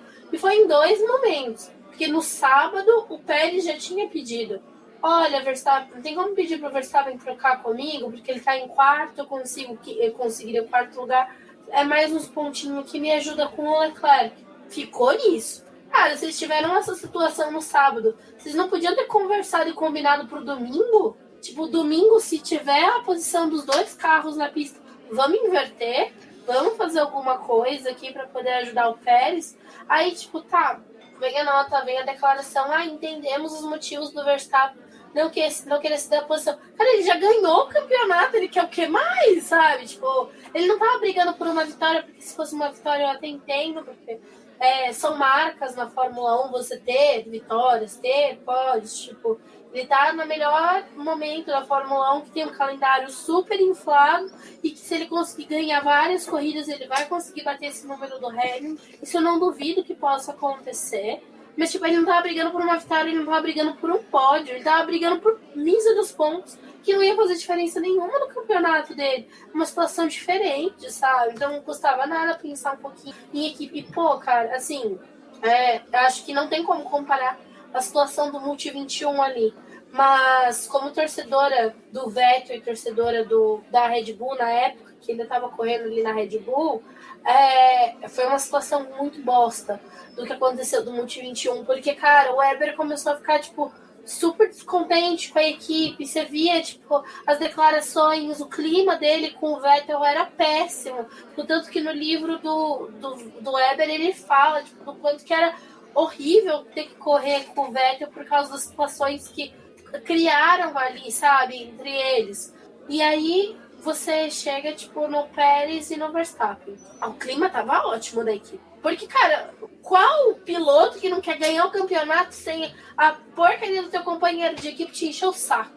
Eles não enchem o saco, sabe? Ele faz a corridinha dele ali, ganha uma corrida ou outra quando ele consegue alguma coisinha. Tipo, ganhou ali em Mônaco, foi um ótimo marco para ele. Ele não incomoda ninguém quando precisa dele trabalhar para a equipe, ele trabalha. O cara tá ali conseguindo os pontos com a Red Bull, porque, tipo, cara, quando que a Red Bull... Faz tempo que a Red Bull não tinha um segundo piloto bom no sentido do Pérez de pegar os pontos. Eles estão na posição de campeão, porque o Pérez ajudou. Porque se não fosse o Pérez, estavam aí brigando. Aí, no dia que você pode retribuir o favor que o cara tá te entregando 364 dias do ano, você vai e caga, sabe? Olha, eu fiquei realmente com raiva nesse sentido, assim. E infelizmente, defendo o fato do pessoal ter ficado puto da torcida do Tcheco. Porque, cara, eles sabem... Todo mundo tem a consciência que o Pérez ele não vai brigar por campeonato. Ele não vai brigar com o Verstappen. Ele não vai disputar título. O papel dele é outro. O papel dele é de segundo piloto. Agora, no dia que você pode ter, tipo, retribuir um negócio que você não faz, eu fiquei de frente. Que pensamento pequeno que vocês têm, né? Caramba! Mas enfim. Só para finalizar isso daqui da Red Bull e do Checo e do Verstappen, eu acho que o Helmut Marko buscando, né, elevar tanto o Verstappen na equação da disputa com o título ano passado e também este ano para legitimar o título do Verstappen perante a imprensa, ele começou a desfazer muito do Vettel e dos 4 títulos do Vettel. Falando que o título do Verstappen, por exemplo, é mais importante que os 4 títulos do Vettel. Que o Verstappen era o melhor piloto de todos os tempos da Red Bull. Cara, isso é uma pessoa que, desculpa, é como o Verstappen, é o pior veneno que você pode dar pro cara. Em vez de você estar ajudando, a imagem dele está piorando. E aí até os próprios fãs ficam inflados. E aí quando tem um momento como esse, eu concordo com, em certo ponto, que a Red Bull veio falar na mídia, mas daí já vou falar outro ponto sobre isso. De falar, olha, gente, não tem que ter como eu posso pôr? Queremos amor e amizade entre todo mundo. Negatividade, toxicidade nas redes sociais, do pessoal xingando o Verstappen, xingando a família dele. Tudo bem que a mãe dele foi meter o bedelho onde que ela não deveria, né? Porque se o filho é um profissional bicampeão mundial, não precisa de mãe para cuidar. A mãe tinha que ter cuidado na época que o pai estava maltratando a criança, não agora. E aí tem tudo isso, e aí a gente vê realmente que aquela nossa briga constante, né? De que, cara, quando tem umas atitudes negativas de fandom, quem que sempre se destaca mais na negatividade e na toxicidade? Fãs do Verstappen e da Red Bull. E a Red Bull colheu o que ela plantou nos últimos anos, de ficar incitando os fãs contra o Hamilton, contra a Mercedes, contra a Red Bull, contra o próprio Vettel, que era a Red Bull só é hoje que é hoje com a do Vettel, sabe? Nem tanto que o Dimitri, antes de falecer ali, ele falou, cara, traga um Vettel pra equipe.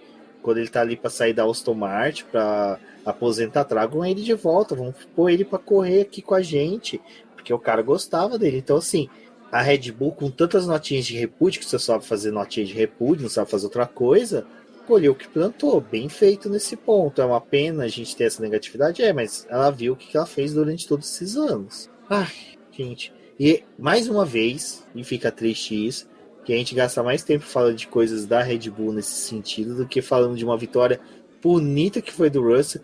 E uma coisa que eu não cheguei a falar, mas eu quero fechar o podcast falando sobre isso. Ficou algumas coisas para as próximas pautas, porque, Débora, eu não vou falar do desempenho da McLaren, eu não vou falar sobre Lando Norris e Daniel Ricciardo. Fica aí o imaginário popular, o que eu falaria desses dois nesse final de semana, dos três, né? Vão para a McLaren junto. Mas, porque amanhã tem Pato Ward na pista, tem Drogovic na pista, mas, Rafa e Débora, os carros são bonitos pra caramba, gente. É só a Williams que é feia, tadinha, é um patinho feio. Mas todos os carros, até a McLaren, que eu xingava no começo do ano, falando que era um carro horrível, é um carro bonito, particularmente. O safety car, esse Aston Martin, é lindo, lindo, lindo de morrer. E eu falo uma coisa que eu falei que eu adorei, que os pilotos usaram capacetes diferentes, sabe? A gente conseguiu dessa vez esse carro novo. O halo não tampa tanto o capacete, eu tive essa impressão, sabe? Eu consegui identificar alguns pilotos pelo capacete. E, Débora, antes de passar para a Rafa, o que você achou dos carros ali em Interlagos, poder ver eles ao vivo? Eu gostei muito, assim. Eu tava com uma expectativa para poder ver o carro da Ferrari, né? Porque, obviamente, torci pra Ferrari. Então, tá, tipo, nossa, vou ver a Ferrari. Quando saiu, chorei um pouquinho ali, fiquei emocionada em ver. Mas, tipo, o carro da McLaren, que era um que eu tinha muito preconceito, achava ele meio bizarro durante o ano. Achei bem legal na pista, achei a cor, assim, tipo, muito mais vibrante, muito mais chamativo, gostei ali do que eu vi. Também não sabia muito, tipo assim, eu gostei dos carros desse ano, mas eu queria ver eles na pista para poder ter uma ideia de como que eles eram na pista, porque foi o que eu falei em algumas lives, né, do BP, até no podcast. A sensação que eu tinha é que os carrinhos de Fórmula 1 desse ano, eles pareciam carro de brinquedo, sabe? Tipo, meio aqueles carros de jogos de videogame que a gente tinha antigamente, que eram os carros não licenciados da Fórmula 1. E aí eu queria ver eles na pista. E aí quando eu vi, eu falei, nossa, não, tipo, é um carro legal, tipo, daí ali você consegue ver com mais nitidez a diferença deles, as escolhas que os times fizeram. Mas em questão de cor, assim, acho que eu mais gostei foi a Ferrari e a McLaren, achei bem legal na pista. A Mercedes também, eu tomei um susto quando eu vi a Mercedes. Eu falei, cara, nossa, olha, tipo, o design da Mercedes, diferente dos outros. Você tem uma noção pelas fotos, mas ao vivo é outra coisa. E uma coisa que acho que vocês também podem comentar é que esse ano parece que a gente sentiu muito mais o cheiro do combustível nos carros, tipo, mais presente quando eles estavam andando na pista, você conseguia sentir o cheiro do combustível e também da borracha do pneu, tipo, do desgaste dela ali, do atrito dela na pista. Teve uma hora que a gente até desceu para poder ficar ali próximo da reta, se sentia bastante o cheiro do desgaste ali da borracha, da queima da borracha, né, pelo carro. O Autódromo de Interlagos, pela sua extensão, tem os sulcos ali no asfalto para poder fazer o escoamento da água, né? Foi uma alternativa que eles colocaram para poder direcionar a água, e aquilo ali também ajuda a degradar um pouco do pneu, e foi bem legal também sentir esses cheiros mais vivos nos carros. O barulho, gente, barulho é o barulho que a gente conhece, né? Não é aquele barulhão, mas é bem legal quando os carros estão mais próximos e passam juntos ali na reta. Eu gostei bastante do que eu vi. E você, Rafa? É incrível, né? Porque a gente já vai há tanto tempo, mas sempre é impactante, sempre. No momento ali porque a gente vê eles passando muito rápido, né? De modo geral, mas no momento quando eles estão no treino livre, eles decidem fazer treino de largada, então eles passam bem devagarzinho ali pelo setor A. Nossa, aquele momento é simplesmente sublime. Esse ano foi o ano que eu acho que eu mais senti o cheiro, assim, de pneu. Assim, eu acho que de todos os anos que eu fui, foi algo mais sensitivo, assim, na questão de cheiro mesmo. Os carros estão lindíssimos, esse modelo é maravilhoso. eu vi e eu achei lindo. E eu não tava entendendo por que eu tô achando tão bonito. E eu esqueci completamente que os modelos eram novos, sabe? Tipo, apagou da minha cabeça. Não, esse carro é totalmente diferente do outro. É um novo modelo e tal. Então, assim, foi muito legal, eu me surpreendi. Eu me surpreendi, na verdade, que uma galera achando a McLaren feia ao vivo, sendo que pra mim foi totalmente o contrário. Eu achei ela muito mais bonita ao vivo do que eu achava por imagem, eu achei lindíssimo. A Mercedes tá linda, a Ferrari tá linda. Eu acho que talvez a Williams tenha sido a que eu menos, assim, gostei, não gostei muito. E a Alpine eu também não achei nada especial, assim, talvez. Mas os carros, os modelos estão lindos demais, eles super no chão, então sai muita faísca. A tirada do Hamilton em relação ao capacete combinar com a antena e combinar com a cor do carro assim, foi sensacional. Então, de longe você conseguia ver que era ele vindo ou o Russell, porque era muito distintivo, assim. Tanto que não foi algo só meu, porque o Hamilton foi o piloto que todo mundo. Toda hora que ele passava, as pessoas gritavam. Tipo, toda hora que ele passava, as pessoas gritavam. E todo mundo sabia quando era ele, e não o Russell. Então, eu acho que foi perceptível para todo mundo isso também. Então, foi muito legal. Aquele barulhinho super gostoso. Não é tipo, as viúvas V10 e tal. Mas é muito bom, assim, é um som prazeroso demais. Quando eles começam a acelerar para largar, nossa, é sensacional. Então, assim, poxa, cara, eu sou uma pessoa que toda vez que eu vivo em Interlagos, eu saio de lá pensando que todo mundo que é fã de automobilismo, de Fórmula 1, de modo geral, merece muito uma chance de ver aquilo ao vivo. Porque é uma experiência, nem que seja uma vez, sabe? Que você vai levar pro resto da sua vida. Porque é muito, muito mágico. Então, eu fico muito feliz. Esse ano, muita gente foi pela primeira vez. Então, muita gente vinha e falava, minha primeira vez aqui. E eu achava sensacional. Ficava, cara, que legal que você tá aqui. Até a nossa amiga Jo, que também é bem ativa aqui nas lives, ela foi com a família toda. E foi a primeira vez de todos eles em um autódromo. Então, eles não tinham ido nem ver uma Stock Car da vida. E a primeira vez deles em um autódromo foi para ver a Fórmula 1. Então eu lembro que quando acabou, tipo, eu olhei para eles e falei, valeu a pena? Vocês gostaram? Porque para mim fazia questão que eles tivessem vivido aquilo e gostado, sabe? E eles amaram. Então eu também fico muito realizada pelos outros. Então foi muito legal. E claro, tá com os amigos curtindo tudo isso, porque a gente tá ali em um grupo tão legal que acrescenta muito, né? Então, tipo, diferente da experiência que a gente teve com o setor H no passado, que a galera era um povo morto, lá não. Lá passava o caminhão que limpa a pista e a gente já cantava, vai varrendo, vai varrendo, vai varrendo. Tipo, sabe? É sensacional quando pegou o fogo, o carro da Alpine, e a gente gritava, apaga! Daí tem alguém no meu vídeo, que eu nem notei na hora, mas tem alguém no meu vídeo cantando o hino do Botafogo. É bom demais, cara. É muito bom viver tudo isso. E daí acaba que quando os mecânicos vão pra pista, eles acabam brincando com a gente também, porque a gente é muito animado. Então, cara, é sensacional. E uma coisa diferente que a gente teve dos outros anos, que eu achei muito legal e que era algo que eu desejava muito, foi em relação ao desfile dos pilotos, né? Aqui no Brasil, eles sempre estavam em cima de um caminhão, todos eles, e esse ano foi diferente.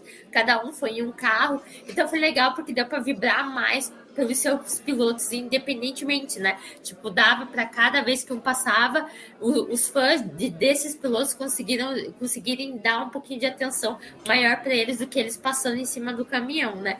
E foi legal que o carro do Zul quebrou bem na nossa frente e ele teve que continuar o restinho a pé, e daí a gente começou a gritar, empurra pro dono do carro, empurrar o carro. Foi muito demais. Interlagos é maravilhoso. Setor A é maravilhoso. Tudo foi perfeito. Tanto que eu fiquei sem voz. Esse foi o primeiro ano que eu fiquei sem voz. Eu grito todos os anos, mas esse ano eu me esgoelei demais, assim, da conta. Esse ano foi muito legal. Porque você falou, né, no H, ano passado a gente ficou todo morto lá, porque a gente tentava gritar, até o Rumi falava, né, a Débora grita quando o Giovinazzi passa, ele consegue escutar, então no A não, é aquele coro, é muito legal, porque tipo, no A, cara, absolutamente tudo, você consegue puxar um corinho ali pra todo mundo, e o pessoal canta junto, grita, foi muito legal, assim. Tem muito companheirismo ali no ar, né? E acho que o pessoal mesmo, quem foi a primeira vez, quem nunca tinha ficado com a gente, que ficou ali, conseguiu fazer amizade, se entreter, pra gente foi muito legal rever os amigos. Não sabe como é que vai ser ano que vem, né? Porque um pessoal da nossa turminha não conseguiu comprar ingresso pro próximo ano. Estamos aí na luta para eles conseguirem irem com a gente. Vamos ver o que acontece. Espero que dê certo, porque, cara, certeza, assim, tipo, não vai ser a mesma coisa, por exemplo, sem o Valese, sabe? Não tem como a gente ir pro A sem o Valese. Um também que eu sinto falta de ir os 3 dias é o Ricardo Banniman do Alta Rádio Podcast, porque sexta-feira ele tava trilocaço. Não sei como cara, era muito engraçado ele falando alto, cantando, olha. Também é outro que eu sinto falta, assim, de estar os 3 dias ali com a gente. Mas é sensacional, é o que a Rafa falou. Eu recomendo muito quem tiver a oportunidade de ir.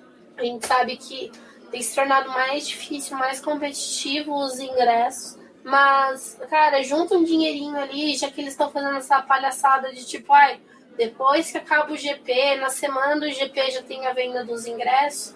Quem não vai conseguir em 2023, guarda o dinheiro para 2024 mesmo, sabe? Para o final do ano, para poder comprar o ingresso no final do ano que vem e participar disso. Acho que quem é fã, quem gosta da categoria, merece muito ir e respeita as pessoas. Esse ano eu vi menos reclamações, assim.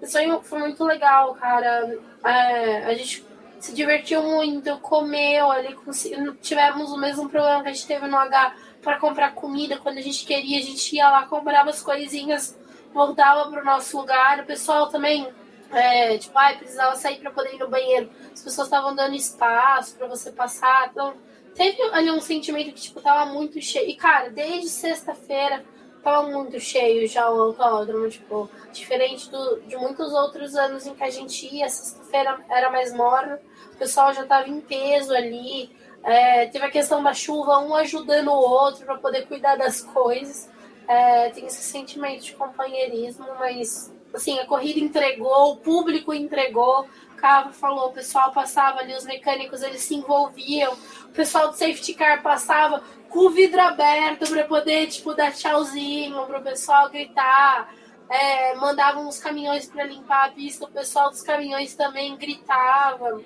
pessoal dos postinhos ali de segurança, fiscais de pista, né, também, tipo, aconteceu alguma coisa, eles gritavam de volta, a gente gritava para eles, então foi muito legal, assim, eu acho que sim, foi muito melhor do que o ano passado. O ano passado a gente teve uma baita de uma corrida. Pra gente que tava no H, a corrida em si foi muito legal. Por tudo que aconteceu. Mas esse ano, rever os amigos e estar com os amigos foi uma sensação muito melhor. Exatamente. Então, galera, quem não ficou com ingresso, presta atenção aí, porque, olha, torcer, porque tem sempre aqueles problemas de cartões, desistências, o pessoal acaba tendo algum problema ali de pagamento, essas coisas, então pode surgir aí, fiquem atentos. Quem conseguiu, quando comparecer, por favor, sejam pessoas legais.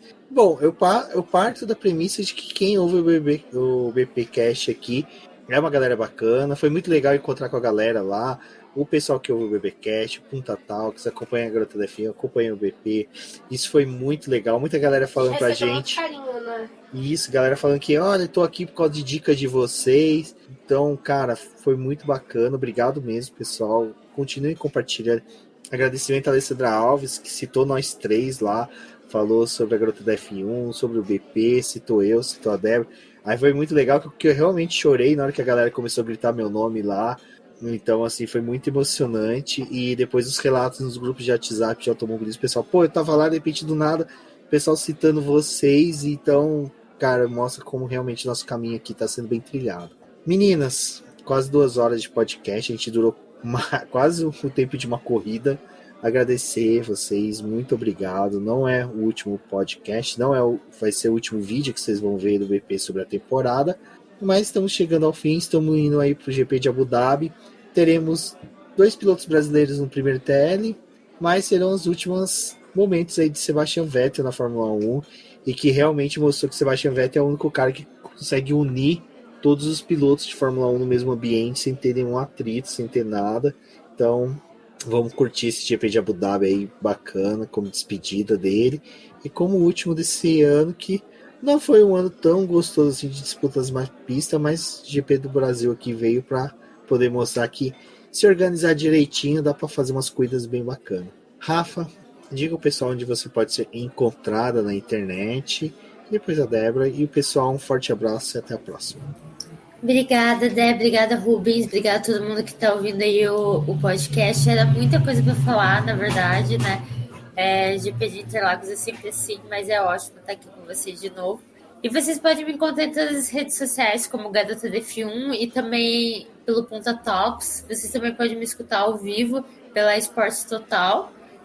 Toda corrida estou comentando, ou pela linha do box, que é uma mesa redonda que acontece sempre na segunda-feira pós-GP. Muito obrigada e espero que a gente tenha uma ótima corrida, por mais que a Abu Dhabi seja sempre meio mais ou menos. Vamos celebrar aí o pessoal que está saindo, principalmente o Vettel, que é muito importante, e que seja uma boa corrida para ele, principalmente para a gente ver umas rosquinhas acontecendo entre ele, o Alonso e o Hamilton. É isso, um beijão, até a próxima. Obrigada, Rafa, por ter participado do podcast aqui com a gente. Também por ter sido muito importante esse fim de semana aí com a gente ter passado ótimos momentos juntos aí, a gente curtiu bastante. Obrigada a todo mundo que escutou o podcast até aqui. Sim, consegui me despedir um pouco ali do Vettel em Interlagos. Chorei horrores quando acabou a corrida. E agora em Abu Dhabi provavelmente vai ter mais uma sessão de choro aí depois da última corrida. Mas o Hamilton falou que se organizar direitinho, o Vettel volta, ele se aposenta, o Hamilton, o Vettel corre no lugar dele, quem sabe os dois corram juntos na Mercedes, vai que coloca um terceiro carro aí. Vamos torcer, galera, vamos torcer pra eles correrem juntos. É isso, pessoal. Obrigada por todo mundo que esteve aqui e até uma próxima. É isso, pessoal. Um forte abraço e até a próxima.